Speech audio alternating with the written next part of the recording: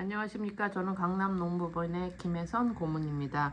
오늘도 정부수 노무사님 모시고 해고 예고 수당 관련해서 어떤 사건이 이제 하나 발생을 했는데 요거를 이제 수임하시게 될 것 같은데 그거에 관련해서 한번 말씀을 들어보도록 하겠습니다. 예, 안녕하십니까. 공인노무사 정봉수입니다. 이번에 사건에 들어온 내용은 그 경기도에 있는 연구소의 소장이었습니다. 이분이 약 4년 6개월 근무를 하고 그만두게 됐습니다.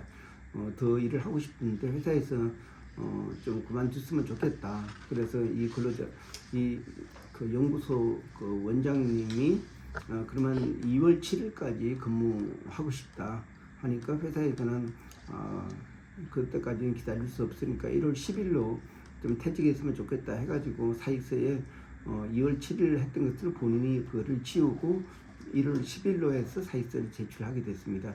그런 이후에 본 공인노무사 정봉수한테 전화를 해가지고 이게 해고 예고 수당을 받을 수 있는지 문의를 했습니다. 그리고 연차 수당도 받을 수 있는지 대해서 문의를 했습니다.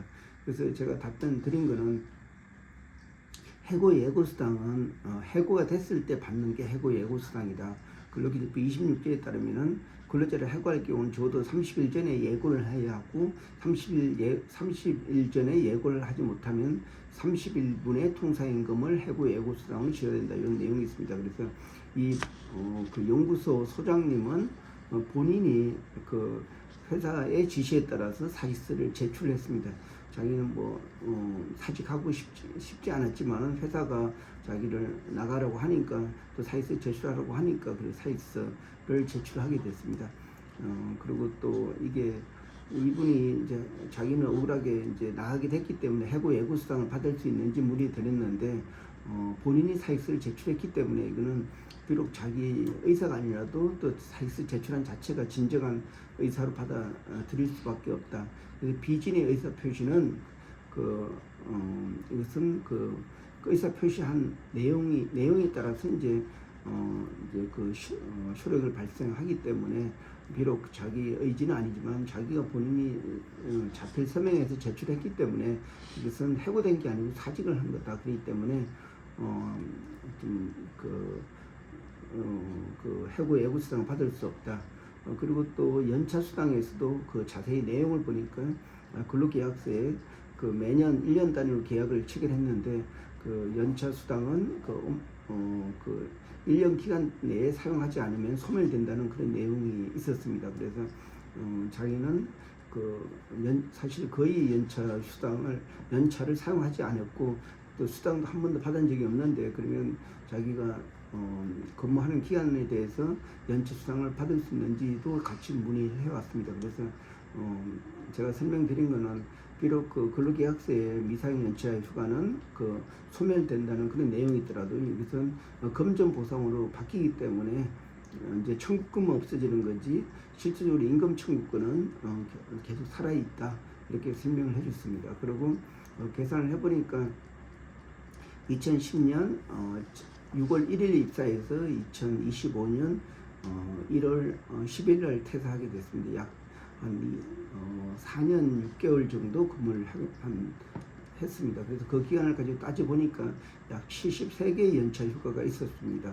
그래서 연구소 소장 같은 경우는 실제 사용한 거 한 5개 정도 제하면은 그러면 68개에 대해서 연차 휴가를 받을 수가 있습니다. 약 한 2달 이상의 임금을 미사용 연차 휴가 수당으로 이제 받을 수가 있습니다. 네, 그렇군요. 근데 이제 매년 계약직 같이 이게 이제 연장을 한 거 아닙니까? 근데 그렇다 하더라도 이 모든 것에 해당 사항이 되는 건가요? 네, 그렇습니다. 비록 계약 기간이 1년 단위로 갱신되더라도 계속 근로연수라고 보기 때문에 하나의 기간에 한해서만큼은 근로기준법이 똑같이 적용됩니다. 근로기준법은 기간제는 말 그대로 기간이 끝나면 자동으로 고용이 소멸되는 건데 이분은 계속 연장되어 왔기 때문에 하나의 계속 근로연수로 보게 됩니다. 그래서 4년 6개월 전체가 근로연수로 보기 때문에 미상연차 휴가는 이제 다 받을 수가 있습니다. 그래서 첫 해 11개, 그리고 그 1년을 채운 그 대가로 15개, 15개, 16개, 16개 해서 총 73개가 발생합니다. 그래서 사용한 연체휴가 수당을 연체휴가 개수를 공제를 하면은 실질적으로 그러니까 금전 보상으로 받을 수 있는 금액이 됩니다. 네.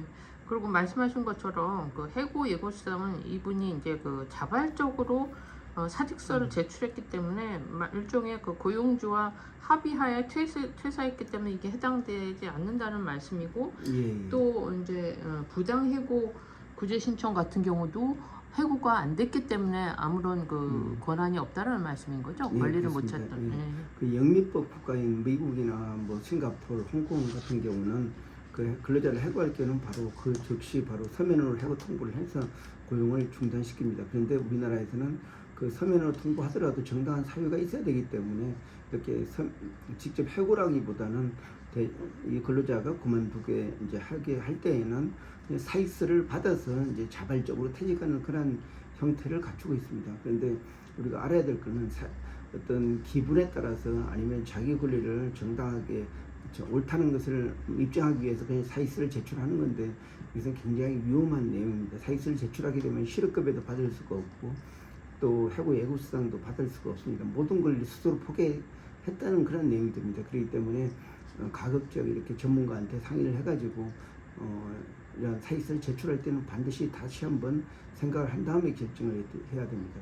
이 사익서 제출하고 나면은 이게 더 이상 그 자기 권리를 다 포기한 게 됩니다. 그래서 노동법은 근로자가 해고됐을 때 구제를 신청해주고 해고 예고 수당도 주고 또 기타 지원을 받을 수가 있습니다. 그런데 만약에 스스로 그만두게 되면은 우리나라 어떤 이런 그 실업급여 일부분도 해당이 안 되고 또 해고 예고 수당도 해당이 안 됩니다. 그렇기 때문에 굉장히 많이 불리한 입장에 있습니다. 네, 그렇군요. 그러니까 이분이 사실 그 퇴사하기 전에 사실 우리 정봉수 대표님을 한테 연락해서 이런 그 자문을 받았으면 예고 수당이라든지 뭐 부당 해고 관련해서 또 그 미사용 연체수당 이런 등등 뭐 지금 미사용 연체수당은 다 받을 수 있다고 하시지만 더 연간 한 1,000만 원씩 벌던 분이기 때문에 그게 좀 아쉽네요. 예, 맞습니다. 그 실업급여가 한 200만 원 정도 받는데 그게 적은 금액이 아닙니다. 왜냐하면 그 실업 기간 동안에 새로운 잡을 구하기 위해서 노력을 합니다. 그런데 수입이 조금이라도 없으면은 자기 썼던 비용의 2배 이상 나가게 됩니다. 그렇기 때문에 생활이 쪼달리게 될 수밖에 없습니다. 그래서 실업급여가 200만 원밖에 안 되지만은 이렇게 다른데 구직 활동하는 이런 기간으로 활용할 수가 있고, 또 그 배움카드라는 이런 그 실업하고 연계된 이런 대상자들한테는 추가적으로 이제 직업 능력을 개발하기 위한 이런 카드 같은 것도 발급해주고 있습니다. 그래서 이제 어떤 당장 실업급여뿐만 아니라 그 재취업을 위한 활동을 정부 차원에서 지원해주기 때문에 반드시 실업급여를 받을 수 있도록 해야 됩니다. 그래서 이 연구소의 이 원장님 같은 경우도 퇴사할 때는 반드시 회사하고 사전에 실업급여를 받을 수 있도록 조치를 한 다음에 퇴사를 해야 되고, 또 그 연차수당도 미리 그 계산해가지고 다 일부 돈으로 받을 수 있도록 해야 되고, 그리고 또 그 해고 예고수당 이 부분도 내가 스스로 그만두는 게 아니고 회사의 압력으로 줘야 되는 거기 때문에 최소한 그 몇 달치 어떤 위로금 정도는 받아줘야 됩니다. 그래서 여기에 있는 원장같이 뭐 나이도 좀 있고 이제 그 회사가 지금까지 약 4년 6개월 동안 잘 뭐 챙겨준 것도 있지만은 그 자기 이제 퇴직하게 되면 자기 혼자밖에 없고 자기가 모든 것을 스스로 홀로서기를 해야 되고 또 새로운 직장을 구하는 것도 몇 년이 더 걸릴 수가 있습니다. 그렇기 때문에 반드시 이제 사익서를 제출할 때는 신중해야 된다. 자기 권리를 확보해놓고 해야 된다. 예를 들어서 사익서 제출하는 대가로 뭐 해고 예고수당이나 실업급여 받는다든지, 그리고 한 몇 달치라도 더 받아가지고 이제 퇴사를 하도록 이렇게 해야지 그냥 어떤 떳떳하게 자기가 뭐 회사에 꿀릴 게 없기 때문에 그냥 사익서 제출하고 말지 이렇게 하는 거는 큰 오점이라고 할 수가 있습니다.